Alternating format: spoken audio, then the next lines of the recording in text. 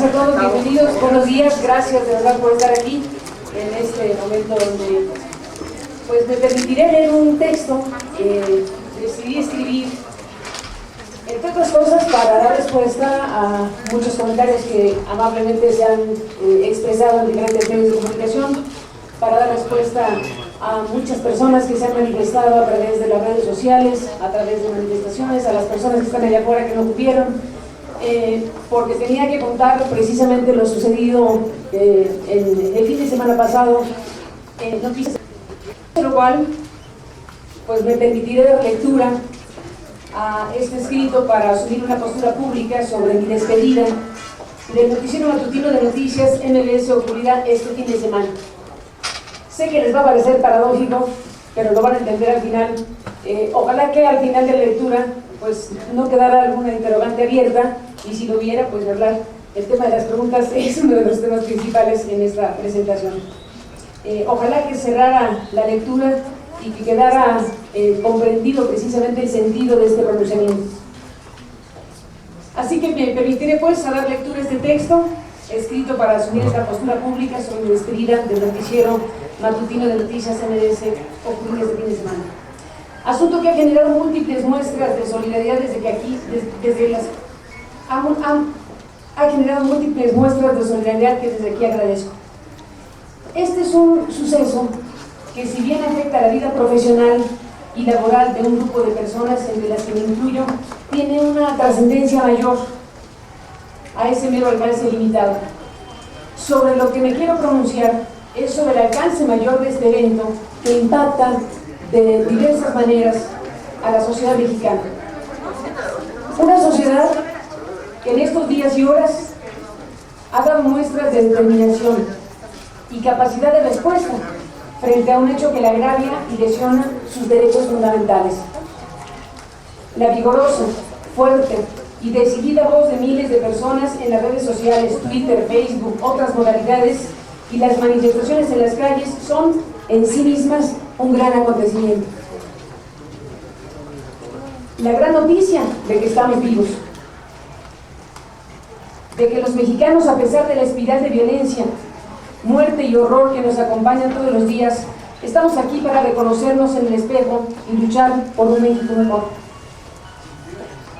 Agradezco todas estas expresiones y celebro aquí entusiasmada su existencia y el signo vital que les acompaña. Abrazo a quienes en todos los tonos y con los diferentes lenguajes se han manifestado en contra de lo que es a todas luces un hecho autoritario, desmedido e inaceptable. Un hecho así solo es imaginable en las dictaduras que nadie quiere para México. Castigar por opinar o por cuestionar a los gobernantes. El tema nos pega a todos. No solo nos afecta a nosotros como profesionales y a los ciudadanos a los que se les quita un espacio. Se afecta también a este medio de comunicación y al grupo empresarial que desarrolla diversas actividades productivas a favor del país. Este grupo está encabezado por una familia a quien estimo y valoro, fundada por uno de los hombres más queridos y respetados de la industria, como fue don Joaquín Vargas Gómez. Lamento sinceramente que sus nombres están siendo acribillados con insultos en las redes sociales por la decisión tomada. Tenemos que preguntarnos ¿por qué sucedió esto? ¿Y cómo fueron las cosas?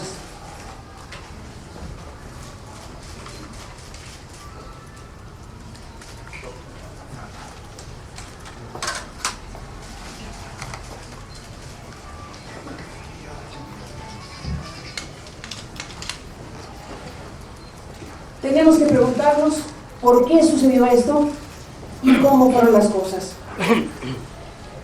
El pasado viernes 4 de febrero, en mi libre derecho a la expresión, formulé un comentario editorial que aludía a un incontrovertible hecho noticioso. A raíz de lo ocurrido en la Cámara de Diputados el día anterior, cuando un grupo de legisladores exhibió una manta con la foto de Felipe Calderón con los ojos enrojecidos, en la que se leía: ¿tú dejarías a un borracho conducir tu auto? No, ¿verdad? ¿Y por qué lo dejas conducir al país? Naturalmente se produjo una gran rispidez que orilló a suspender la sesión en el recinto legislativo. Había ahí ya una historia que contar a nuestras audiencias. Mi compañero Omar Aguilar presentó con gran profesionalismo ese hecho noticioso con pulcritud, con claridad y con suficiencia. Jamás ocultó ni la manta, ni el contenido de la manta, ni a los autores de la manta. No truqueó nada para que los televidentes y los escuchas no se enteraran de lo que decía la manta. No trampeó con nadie y presentó al público, como el público merecía, todas las expresiones que en diferentes sentidos se emitieron al respecto.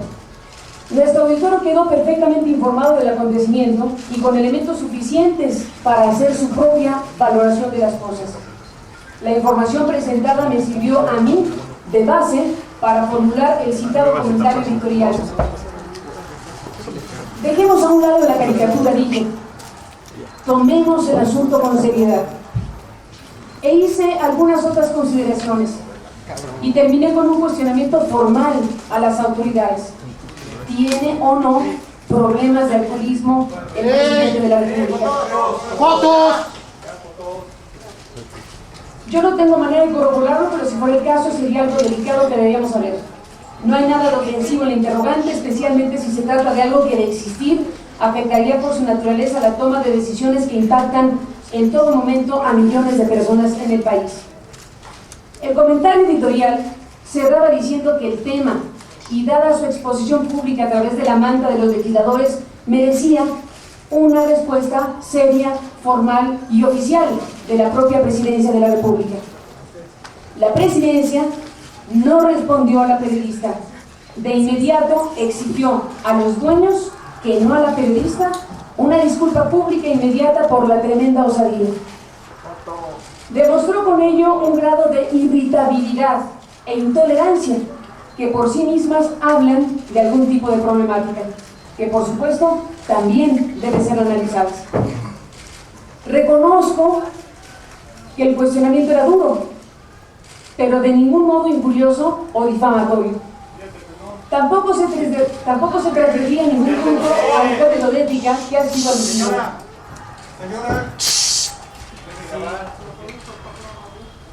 Era simple y llanamente la formulación de una pregunta válida, pregunta hecha por una periodista cuya intención quedaba perfectamente delimitada. El estado de salud y grado de equilibrio de un mandatario, por supuesto que es un asunto de claro interés público. La sociedad mexicana tiene derecho a saber con certeza, sin ofensas, sin caricaturizaciones, sobre las condiciones de salud de quien ha tomado y seguirá tomando todos los días decisiones gravísimas que impactan sobre el destino de una nación.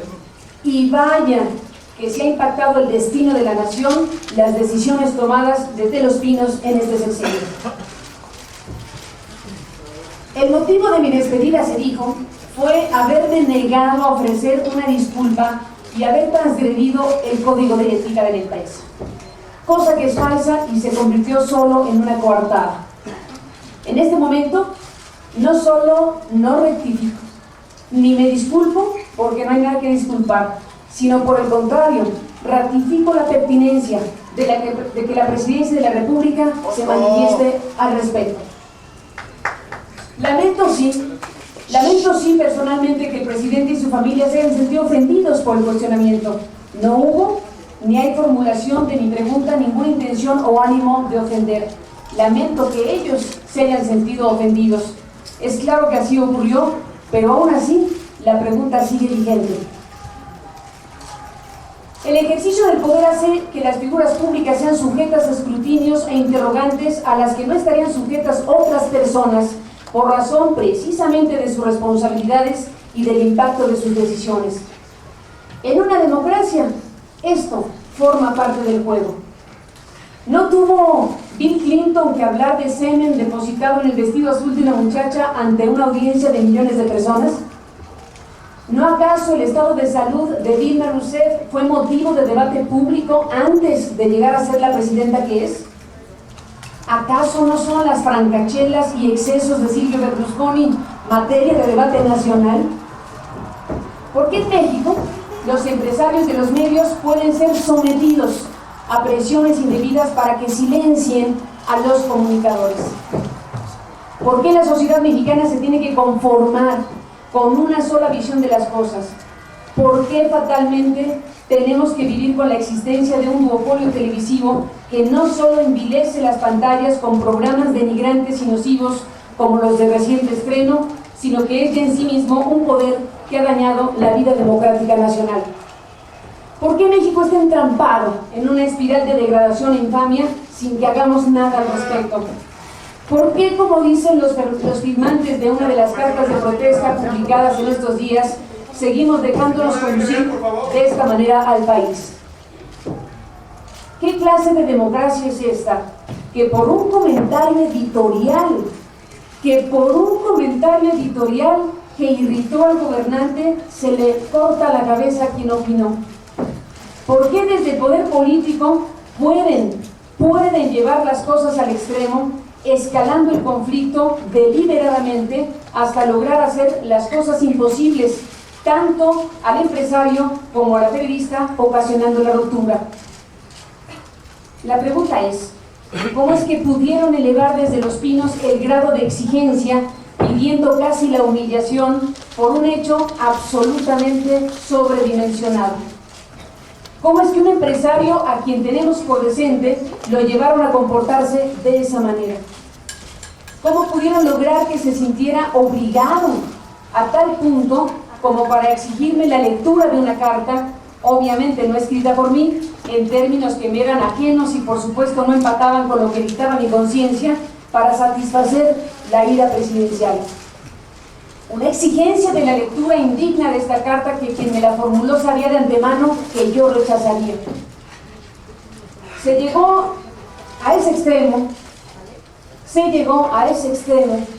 por el grado de vulnerabilidad en la que quedan quienes tienen negocios o concesiones en el mundo de las telecomunicaciones y los medios de comunicación en México. Ese es el tema verdadero.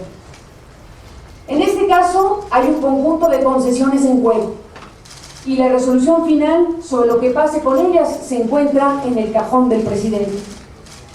Lo que debería ser técnico, jurídico y legal, en la realidad es un asunto político y discrecional. La aprobación que ha pasado ya por todos los filtros legales y técnicos para tomarse está sujeta a la venia final del presidente. Y ni siquiera a la venia final del presidente, sino a la venia final de quien a su vez presiona al presidente. Es decir, a los poderes dominantes con las telecomunicaciones cuyo poder desmedido impide la entrada de nuevos competidores y a los que existen les hace la vida verdaderamente imposible. Persiste a nuestros días un elemento que condiciona y distorsiona la relación de los medios con el gobierno, que es esta discrecionalidad política en la toma de decisiones en materia de refrendo y otorgamiento de concesiones en el ámbito de las telecomunicaciones. Es esta una de las razones fundamentales por las cuales en México no se despliega a plenitud un derecho fundamental como el de la libertad de expresión. Asuntos que deberían resolverse con la mayor certidumbre jurídica en materia de plazos, planes de cobertura, planes de negocios y de inversión, terminan siendo asuntos de decisión política y no de las áreas técnicas en la materia.